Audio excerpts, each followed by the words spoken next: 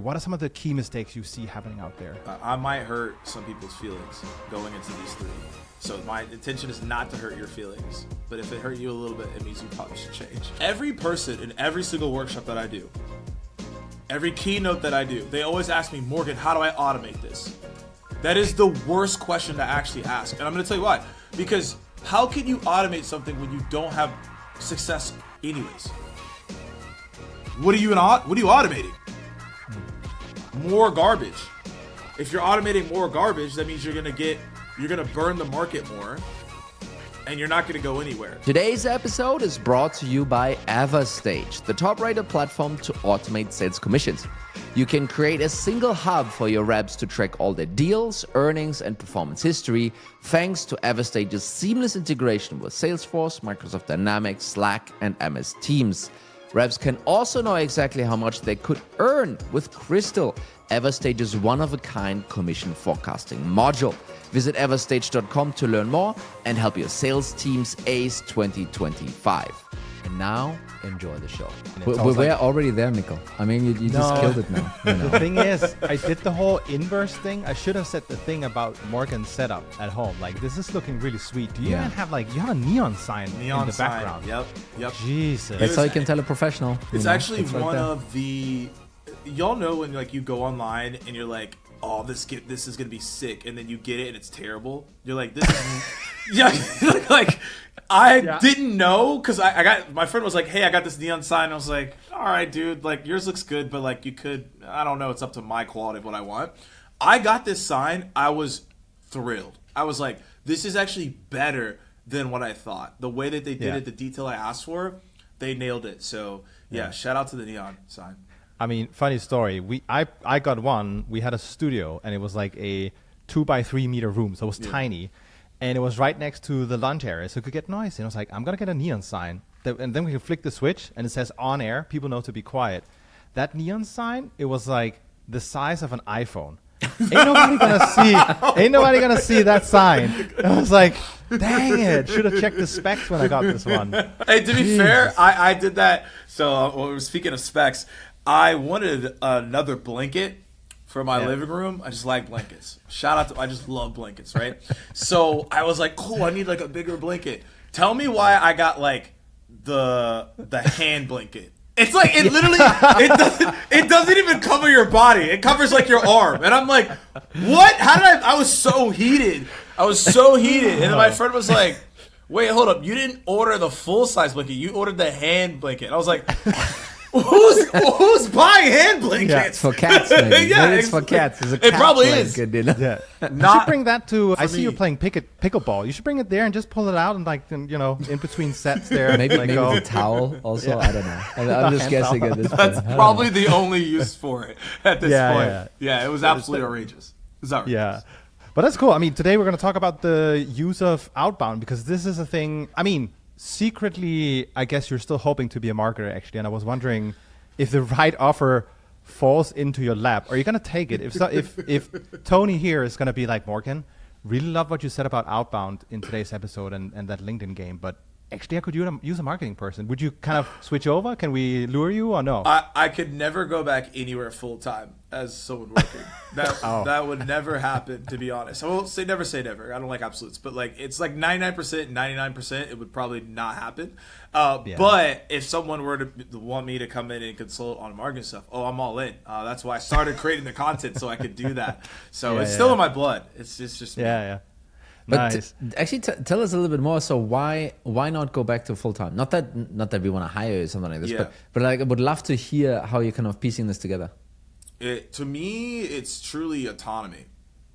If I have to go back to someone full time, then that ultimately means that I have to report to somebody, and then the ideas that I want to execute on, I have to show a use case on, like a business case on why I want to do it. I just want to do stuff. so like I don't want to be restricted, and I don't have to explain it. I just want to be like, this is it. This is what we're gonna do, and go out and doing it. Which is why I prefer to be off of my own where I'm at now. That would probably honestly be the main blocker. This is the only caveat, unless it was going to work with someone that I had a very close relationship with, and I wouldn't run into that barrier. Then that's a different conversation. But if it's someone I don't inherently know, then yeah, the likelihood of that happening is going to be small because I have to have that creativity in what I do. Yeah. So it's really like being able to buy that tiny blanket. Is what That's really what it is, actually. Or that neon yeah. sign, really. That's the only reason. Also, then you're not gonna get a scolding for it. You're not gonna get a scolding for that either. Yeah. So one of the things we really wanted to talk with you about, obviously, our audience. I think many of them, they're doing outbound. If I'm being totally honest, I think a lot of them are also just a bunch of the previous founders we've had on this show. Guess what they did for takeoff outbound? It's like, it's such a big discipline still today. And part of that is also LinkedIn as well, where people are reaching out. So I really wonder, with the teams you've worked with, advised, let's start by some of the biggest mistakes they're making right now, especially because it's so difficult out there to succeed. Yeah. So much has changed. So maybe if it would be great for us to hear, what are some of the key mistakes you see happening out there? Okay, so caveat, I might hurt some people's feelings going into these three. So my intention is not to hurt your feelings. But if it hurt you a little bit, it means you probably should change. And also, to be clear, I've also made these mistakes myself. So this is also something I've had to learn too. So there's a lot, but I'm just going to stick to three. So the first one is you're not treating your LinkedIn profile as a landing page.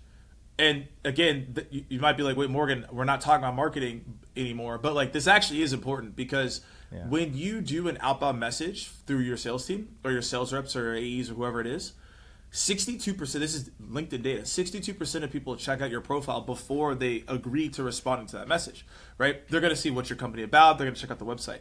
So when you're sending that message, if you don't have it optimized, you are losing out on opportunities across the board. And so what I tell people is you need to look at your profile and make sure, is your headline appropriate? So my framework for headlines is what value can you offer to that potential client? So basically, what pain point do you solve? Like, what are some things that you're working on? What industries do you work in? If you just have like SDR or AE at X company, think about how that doesn't do anything for you. Because most people aren't, I mean, unless y'all are, that would be weird. But you're probably not waking up in the morning being like, let me go talk to some SDRs today. Like, I really want to get pitched. Like, nobody's doing that. So you have to optimize your headline to like see that you solve the problem so that people actually are willing to accept you. Otherwise, that actually won't happen. And then the other thing that you need to be doing is when in your featured section, which is, do you have case studies, use cases that your team can also dive into and see what's going on there as well. So that's number one, is you need to optimize your profile. Number two is you probably heard this a lot, and I know that people listening in, I know you want to do this. Every person in every single workshop that I do, every keynote that I do, they always ask me, Morgan, how do I automate this? That is the worst question to actually ask. And I'm going to tell you why. Because how can you automate something when you don't have success anyways? What are you automating? More garbage. If you're automating more garbage, that means you're going to burn the market more, and you're not going to go anywhere. So the question isn't, how do I automate? That's the wrong question, because everyone's asking that question. Everyone's trying to figure out, how can I get an AI agent to automate and get responses?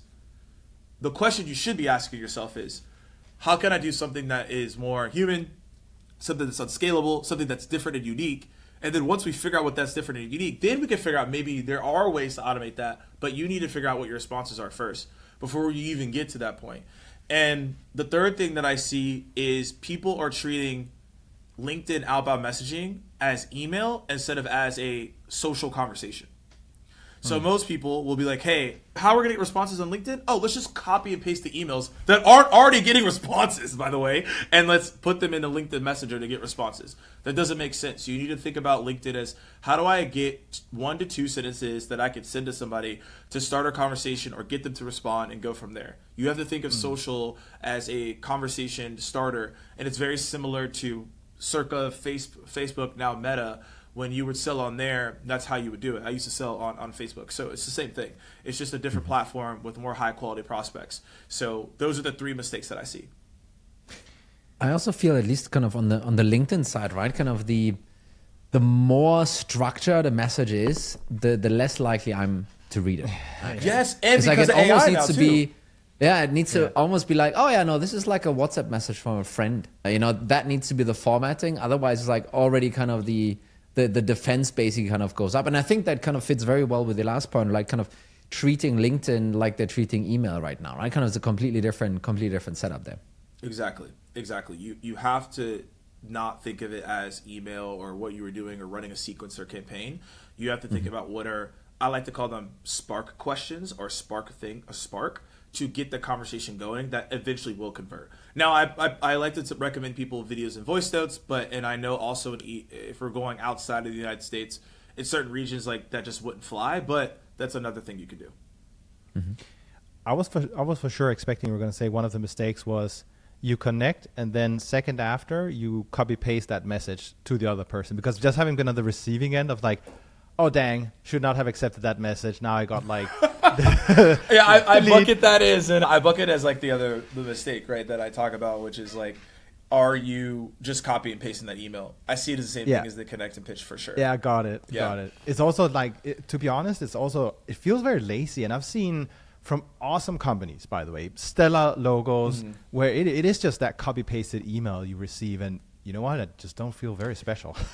But I'm actually wondering. So let's just say you are like an SDR, junior SDR, BDR. You have the LinkedIn Navigator license. You're kind of fully equipped, but you kind of know that in-mails don't really actually work. So it's much better to do the connection request and then send something, right?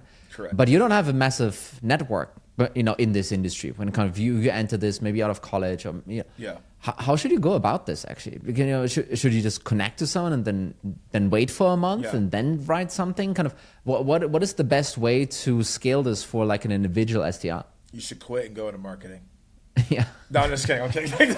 No. So there's a 2-step process here. So the first thing is what I'm going to say here. This is also controversial. Everyone always wants to fight me on this for some reason, but this is just what it is. Like, I wish it was different, but this is just the game. So if you want a higher acceptance rate, send invitations with 0 notes. So you don't add anything to it. You just send a blank connection request. And then the follow-up question that everyone has is, well, LinkedIn tells us to personalize. Well, the reason that LinkedIn tells you to personalize a note is because it wasn't built as a sales platform. It was built as a talent and HR and recruiting platform. So the reason that they say personalize the connection request is because they are rooted and baked into their talent, and they want you to personalize because they're like, oh, well, you met the person, or you met them networking, or you're trying to personalize to get a job. None of the things that I just said are what you're trying to do and accomplish and why you're listening to this episode. So ignore that advice and listen to what I have to say here, which is blank connection requests will have higher acceptance rates, which will allow you to have a more personalized message, which then fits you into a 30,000 criteria. What does 30,000 criteria mean? LinkedIn only has, at maximum, you can only have 30,000 connections. I know that because I've hit that limit a lot of times. So that means that you can only have, they only can have 30,000 messages to them that could be a one-to-one, that actually could be video or voice notes versus email where it's open field, right? So that should get everyone really excited. So how you get more higher acceptance rates, you may be asking? Well, I described that earlier when I said you need a good profile. That's why I said it's a mistake, because you're not going to actually get a high conversion. Then now that we have that in order, then let's get to the actual sales nav. So let's say I have 0 network. Let's say you stripped all my network away. Nobody knows who I am. You're Apollo right now. Oh God! Well, that's worse. I'm in big trouble. People might not even want to talk to me. But okay, let's say it's that, right? So there's 5 filters I recommend people to look at. One is viewed your profile recently. Now your profile views might not be as high, but you will have some if you've been doing some level of outbound. So I just like seeing that because it's a level of interest. Because if they're coming and viewing my profile, think about it. There's 1 billion users on the platform. If they're coming to view my profile, that's an indicator, and I want to dive into that. Number 2 is posted on LinkedIn in the past 30 days. So the reason that we're looking into this one is because if they posted on LinkedIn in the past 30 days, that means that they're active on the platform. If they're active on the platform, that means my connection requests will have a higher acceptance rate. If my connection requests have a higher acceptance rate, that means I'll have higher mutual connections in my industry. If I have higher mutual connections in the industry, then I'm going to get more people to accept my connection request. That's just how it works. So I'm going to, anyone who's posted the last 30 days, like, as a rep, I would basically max out my connection requests every single week, which is 250. So you can send out 1,000 connection requests per month. I would look to max that out every single month, every single week, and every single month, because that's how you're going to build that network. So that's number 2. Number 3 is you want to look at years at company. You want to look at less than 1 year, and then more granularly, you want to look at people who, and I kind of broke this down, is like 2 to 3 months, someone in their role. That means they are now getting an understanding of the lay of the land. They're like, okay, this is kind of what I want to learn. This is what I want to impact. I've talked to the people already. I know it needs to be done. And I'll tell you what to not do. Do not reach out to people who say 1 month enroll. That's terrible. Do not do this, because they probably don't, if they are working in office, they probably don't know where the bathroom is. They've just got their card. They just logged into their email. They're just onboarding. They don't know anything yet. They don't know how to get decision making done. So don't reach out to these people, because everyone is going to do that. It's a huge mistake that people make. So if it says 1 month enroll, I know y'all are tempted to do this. Do not do this. And if you do it, you didn't get this advice from me. You got it from some other person who from another place, right? Do not Didn't get it from this episode. No, not this episode, not this podcast. It was another one, right? Not us. So then you want to look at 6 to 10 months. And the reason I'm granularly saying that is because now they have 2 quarters where they've been able to see what's going on, and they may be looking to readjust strategies based on that role as well. Last 2 filters I'll mention: past company. So leverage the company you're at. Look at what companies you have on your logo list and where they have worked. If they've worked with a company in the past that's one of your case studies and they've moved to a new company, you want to take advantage of that. And then the last one is like kind of like the obvious one I put here, which is like connections. Like I want to see what first or second degree connections I have. And you kind of could say 5B here is like your job titles essentially. So that's a lot I just covered, but that's essentially what I would do if I started from scratch. And so, I asked you a small question, and that obviously, you kind of took this apart in all the different steps here. But now you have the connection request, you're tweaking up your acceptance rates, and all of that is going in the right direction. Should you wait before you send them something, or should you do it immediately? Kind of how do you then get the next step done of pinging them and sparking this engagement? Okay, so this is where I also disagree with most people. Most people are like, hey, connect with people, comment on their stuff, wait 5 months. Do y'all got 5 months? To wait to hit your number? I don't think so. This is, from what I understand, you don't have 5 months to just hang out, right? So from what I've learned and talking to other sellers and doing this a ton and coaching a lot of people, is we are not going to wait, but we're going to also not, like you just said earlier, Nicole, we're not going to immediately pitch. Yeah. Don't connect with someone and then immediately message them unless you met them or you have really good context. Wait at least like 2 to 3 days before you decide to make this decision. And then what we're doing here is actually 3 different things. 1, we're going to send them a video. You want to keep your videos like 35 to 45 seconds. Voice notes, same thing. Or 3, you're going to ask some question to get the conversation going. Those are the 3 things that you're going to do. The bonus here is if you can find content, for example, or an interview. I also like saying, hey, saw you in this interview, and then I ask a question on that. But my goal is to ask people questions or to get the conversation started in the DMs, and then it just can go from there. That's how I see it. Okay, so Mikkel has like this whole like agenda for us. I'm just gonna keep asking. I love this super tactical. You're gonna ask all the questions because you know nothing about Outbound. You're a marketing person, and what is he doing? He's like, you know what? I'm gonna take this episode. I'm just taking over here now. Go. It's like screw whoever's listening. I'm learning something right now. Yeah, that's true. No, so why would you send a video? By the way. Why would you why would that be the first step? Wouldn't it be easier to write something first and then based on something else kind of do something that takes more work, like creating a video? It is easier to do the text, and I know some people don't like videos, and I 100% get that. But there are 2 reasons why I would start with the video. Number 1, nobody does it. Yeah. Mm-hmm. Yeah. No one's doing it, so I'm gonna do it. That's what I always look for. People, yeah. I try to find the things that people don't like doing. Mm-hmm. So if everyone's like, I hate video, I'm like, I love video now, because that means you aren't doing it. So I'm going to do it. Yeah. So I now have an advantage over you. And that's the way I think about it. So that's number 1. Number 2 is this prevents you from being another AI message.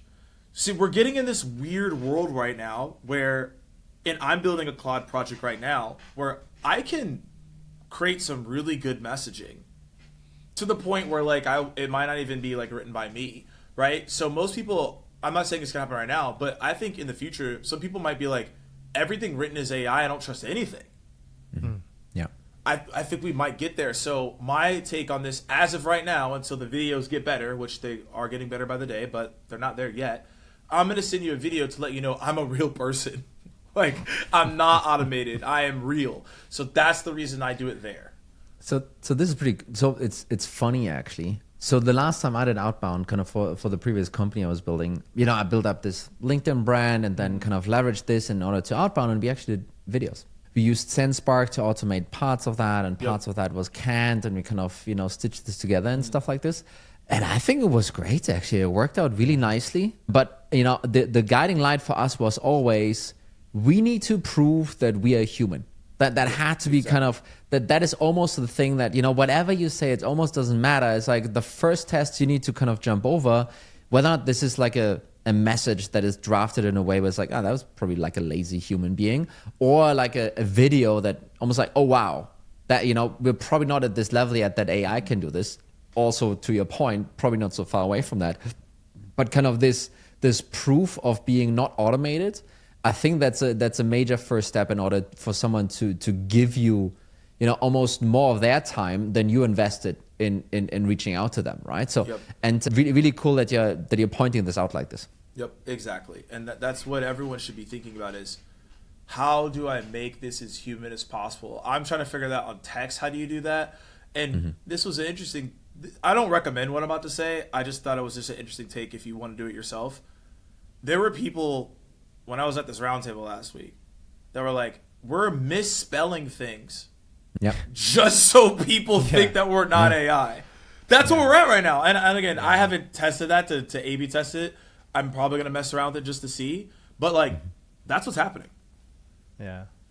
It is crazy. It is great. Like, I found myself being subconscious because I found out that if you do a long hyphen between lines, that's very common for AI to do. Yeah. And now, like, I want to use it. I've always used it. Now I can. Just use it twice in a row. Then they were like, okay, no, that was a human. You got to do, like, the squiggly line. I don't even know what it's called, but you got to do the squiggly line. Yeah. That's the next one. That's the next thing. That's exactly it. That's what you have to do. No. I solved your problem. No, perfect. So I was also thinking, like, so now you have Morgan, I'm going to hire you. You're going to be in charge of 20 SDRs over here. They're going to connect with, 250 folks 250 every week. A week. Like, man, tough, right? But that's the game. That's SDRing Outbound right there. How do you, like, know what's working, what's not working? How do you bring some structure into this? Yeah. I mean, it can get super messy. That's a lot of potential leads every week. And, you want to make sure there's not someone really damaging the brand, etc. So how would you go about 20 people this? reaching out to the same person? Yeah. So you would need, you're going to need 4 tools here in order for this to be effective, right? So the obvious one is like Sales Nav. I think that every sales team should have it, unless your buyer persona and industry is just not there. I find that most people, when they say that we're not getting the most out of Sales Nav, it's because they're not using it. Like, of course you're not going to get something out of it you're not using. And also, like, you have to learn about it too. And a lot of people may be like, I don't want to learn that. Well, it's like, that's how you're going to get the most out of it. I promise you, every org can do that. Straightforward, right? It's just learning it. So anyways, that's a part of it. Data. I know I mentioned Apollo, but like, you do need data though. Like, so I recommend people get 2 data sources, if at minimum. Like, I'm not going to tell you which one to use because everyone's region and what you're looking for is different. But like, you do need 2 of them because that's going to allow you to like filter all the stuff that's happening. And then 3, you need some type of sales engagement tool because like, if you don't have the sales engagement tool, it's going to be hard for you to track all the stuff that I just said, right? And what we're talking about here. It's just not going to work. And then the other component is some type of video if you want to get in there and do it as well, right? And you just mentioned SendSpark, huge fan of what they do, so that's like an example, but pick whatever you want. So the way that you would want to do this is, and then CRM, right? That's kind of like, I'm assuming you should have a CRM, but if you don't, like, probably important, but like, that's going to allow you to like track everything. So you pick your CRM, pick whatever you want. I use like HubSpot, but whatever. So then the next thing that you want to do is you have to allocate your sales engagement tool to the LinkedIn touches so that those APIs can go back to the CRM. And how you set that up is going to be different for everyone, but you do need to do that. Then if I had 20 SDRs, probably at that point, we're probably being broken down by segments. So I probably have like mid-market, enterprise, maybe strategic SDRs. So I would have marketing probably filter out a list for them so that they don't reach out to the same people. I probably wouldn't be, it depends on where we're at, but like if I was doing greenfield at that point, then I would just have to be hyper focused on like probably a 60-day touch rule. But that's me being super granular, but like that's how you would avoid that. And then the last thing that I'll add here is this is actually, I don't know why LinkedIn doesn't talk about this more. I found this on accident, but I shouldn't have not have found this on accident. So if you go to SalesNav and build a lead list, so if you don't know what a lead list is, it's like right above lead. It's like on leads. You click leads, and then it builds out these lists for you based on people you're trying to target, right? So if you create a lead list, and this is why I said target accounts, of your target accounts, inside of that lead list, it tracks your LinkedIn activity, like your outreach activity. It tells you the last time that you sent the message, and it even tells you if they replied or not. So that's something most people don't know. But like that's how you can build and track all this stuff across the board. So a couple things.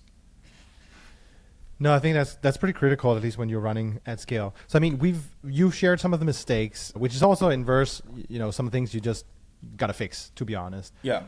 What are some of the tricks? I mean, you also obviously mentioned video a bit here. Are there some tricks you're seeing right now emerge that are just like, hey, really, you need to play with these elements right now? Is there anything you're seeing there we haven't gone into yet? Yeah, these are two. One of them super fun. So I'll start with the super fun one. So I call this the alley-oop play.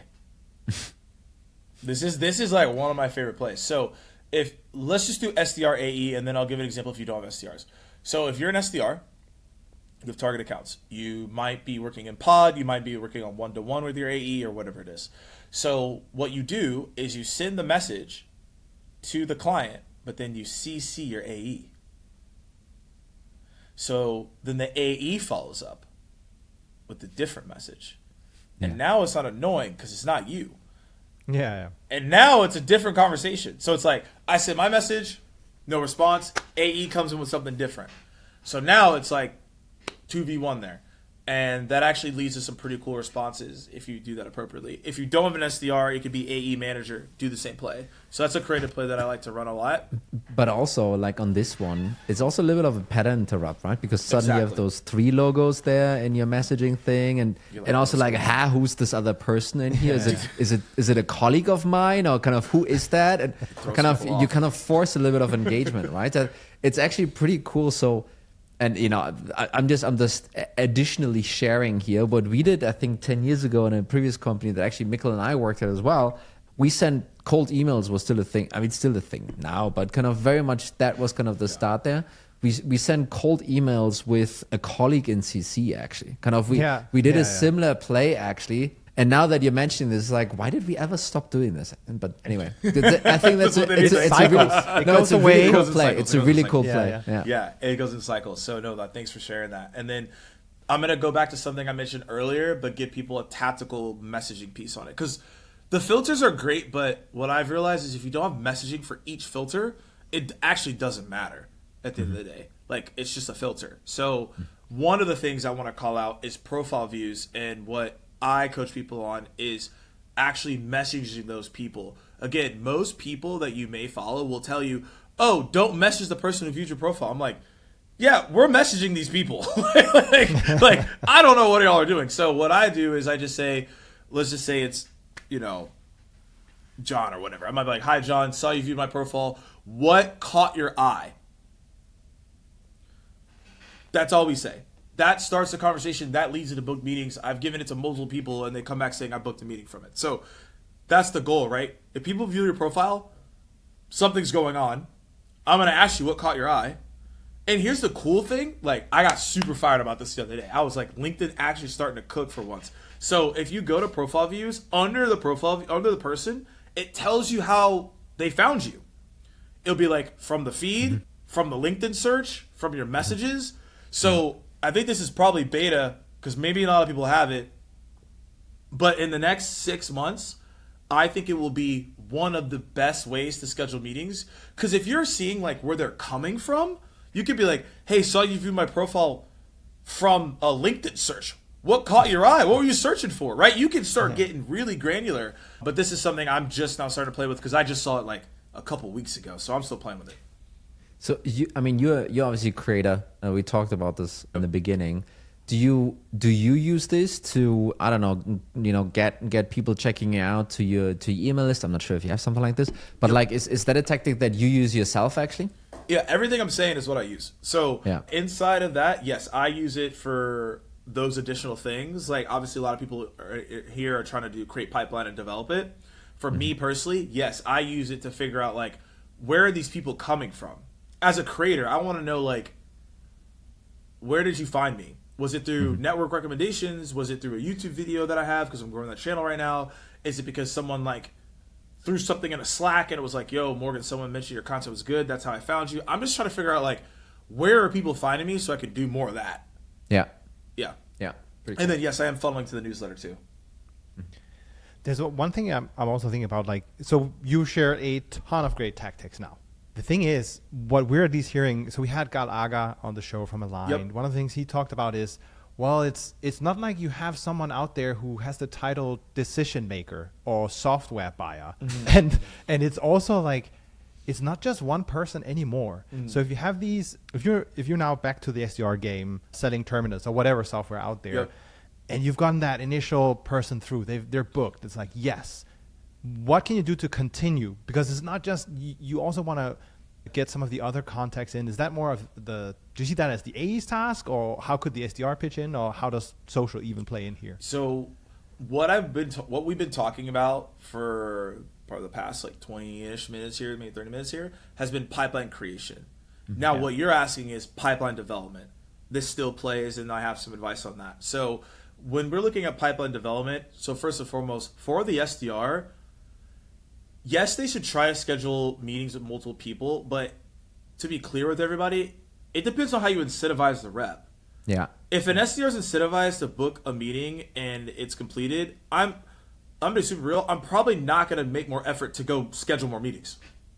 I'm probably just not going to do that. I'm being comped on the meeting getting completed. Right? Yes. Yeah, like I'm not getting comped more for that. Like I'm going to go book a new meeting with a new account. So if you want multiple stakeholders, you should give people accelerators for that.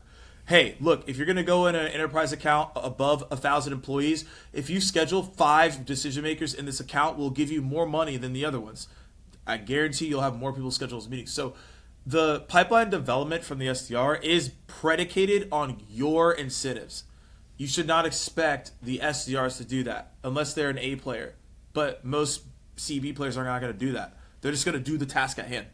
No, but it's also like very quickly you have one slip up there as an SDR, and then the AE comes and slaps your wrist, right? Yeah. So it's like this works, I think, in a pairing setup or maybe in a kind of a smaller pod setup. It works where this is maybe in an enterprise setup or something like this. Is almost expected behavior, right? Kind of just because you booked one meeting with Nestle doesn't mean you can now kind of move on to the next account and we throw this one away, right? Kind of there's many different entry points there potentially, right? But I think it's like it's a specific spot there. But maybe turning this around, maybe it's a more interesting question actually from an AE's perspective. It is, right? it is. Kind of, and maybe kind of tell me a little bit and kind of how you think about that. 100%. Yeah, I wanted to give that clarity on the SDR side, but this is more so for the account executives. So these are 3 things that you should be doing as an account executive for pipeline development.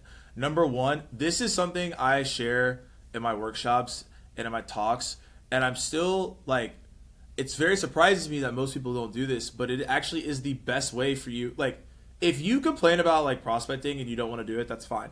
But what I'm going to give you is how you don't ever have to do that. So what you want to do is, as an account executive, you have your book of business that you've closed.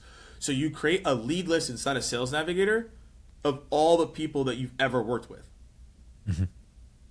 Yeah. Super simple. Like, that will cover you, because if you create a lead list, you then can go inside of that lead list and see who's changed jobs in the past 90 days. So any new company they go to, just reach out to them, right? Then you also can see every single person who's posting, so you can stay on tabs with everyone and just like, comment, etc. You also can see who follows your company, so then if a new follower comes, you can engage. So this is, to me, like the number one thing every single sales leader should mandate their organization to do if you don't do anything that I tell you moving forward, which are the other two things that are still important. But that is how you do that pipeline development. The other thing that you can do, number 2, is when you finally get that, let's say you get a meeting handed off to you by the SDR. As soon as you get that meeting, you should be then pulling up the account, seeing who else follows your company from that account, and connecting with them. Or if they worked at a previous company. Or check if they viewed your profiles. Because now I'm connected with those people. That's something that you absolutely should be doing as well.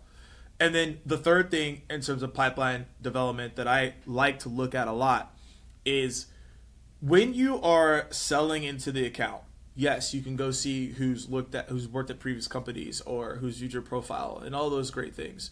We also want to see who is posting on LinkedIn in the past 30 days. So those are people that I'm going to engage with. Those are people I'm going to connect with to see if I can get other info as I'm selling as well. So those are like main core things. You also can ask for referrals through there too, through LinkedIn. That's another great way of doing it. But in terms of pipeline development, once you have the actual deal and you're trying to close it, those are things you should be doing.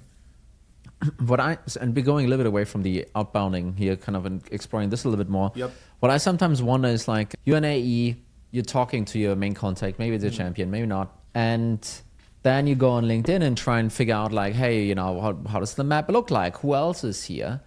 I'm actually wondering, and this is like a genuine question, the like also viewed tab next to kind of the profile. Yep. Would you recommend that this is usually kind of a good way to go about like, hey, these guys are probably working pretty closely to one another, so chances are these, you know, this might be the boss or this might be someone that they're pulling into some conversation like this. Would you use this as a tactic in order to basically kind of try and find another contact into the organization? Yes, 100%. I definitely would tap into that. Or another thing that I recommend people as well is just look at what you've been working on in the past 6 to 12 months, like in the CRM. I just say like there's probably, yes, there are multiple people that you're selling to in a deal. I think it's like 8 to 11 decisions. I think it's more now, but I think the core is like 8 to 11 decision makers in a deal. But if you really drill down even deeper into a deal, it typically is like 3 core people you need in order for the deal to close, right? So I just call it the triangle. So at the top of the triangle is typically the executive buyer. So that could be the CMO, chief revenue officer, CISO, whatever. Then there's 2 people who support those claims. So it could be a head of sales enablement, a director of marketing, a director of CS, whatever it is, right? So I actually look for those 3 core people in every single account. I know if I talk to one of 3 of those people in my sales cycle, I've already programmed it that I need to go talk to the other 2 people. I need an intro to the other 2 people to go talk to. And then if I get those 3 people, now we can build a whole support system to get the other people to support it and go from there. That's at least what I've seen. And so that's another way of thinking about it. If the people also viewed, you're not getting those people, you could go find those. You could filter it in regular LinkedIn, or you could use Sales Navigator. I mean, we've covered a bunch of things around LinkedIn. Do these folks who want to reach out on LinkedIn, do they need to be active on there? Do they need to be like almost a creator? Do they need to post anything? Or no, not at all? You don't have to at all. And I mean, you could look at my profile and be like, you have to do what I do. Like, I don't recommend that at all. Because, like, unless you have the spirit for that, you don't have to. If you were going to post, I say, hey, once a week and you're great. But if you really are like, I don't even want to do that, twice a month, curating posts is fine. You could literally just take information from an article or a blog post or whatever, or an interview, and just say, here are the 3 things I learned at the end of the day. The core thing that you just really want is just some content that people can reference and they just see you're just doing something. But really the main thing you want to do is just make sure that you have the right messaging when you message these people to convert. That's what you really want today. And again, your profile is optimized appropriately. That's like table stakes. Everything else, like, it's just an add-on.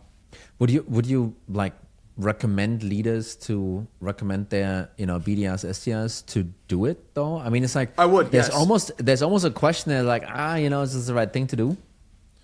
It is in the long term, because at the end of the day, we're just running into a trust economy right now. So the more content that you can have coming from your team, the better, right? Because they're going to vet you out before they make any type of decision. So I recommend all leaders to say, hey, our team should be doing this. I would say 20-30% of people are probably going to only post that are sales reps on the team. Yeah. And if you have that, that's better than most people, because it's typically like nothing or 0, right? I will say, like, coming from the marketing angle, I used to love salespeople, because when we had something we wanted them to help promote on LinkedIn, they were like, thank God someone gave me something to post. It's like, you know, the other reflection I had, like email, we talked a little bit about it. It used to be huge. That used to be the channel. I remember, what was it called? Yesware and Mail Merge, like all those good old days, right? Wow. Is this like, you know, is the channel coming back? Is this something you would use in conjunction with social as well? How do you see that, Morgan? Yeah, I recommend using the channels all in conjunction together, because you just don't know where you're going to reach someone or how you're going to connect with them, etc. Right? Leveraging LinkedIn, the phone, email, in person, direct mail, like they all work if they're working in conjunction. I would not recommend it using it as your only channel though of email. Like, oh, we're only going to do email. I don't know about that. It's really a lot harder. And I'm not saying that email is not worth it. I just think it's a lot harder than it was years ago, right? Because of the updates to the domains and now what you have to do and that, like the DNS, all the things that I don't know about, right? that people tell me I need to know, and I'm like, that's a lot, right? So I just think that for sellers, it's more information to do outbound email than it was back in the day. There are people out there that are doing great work around it to fix those problems, and that's fantastic. But I would say email is a great complementary to whatever you're doing.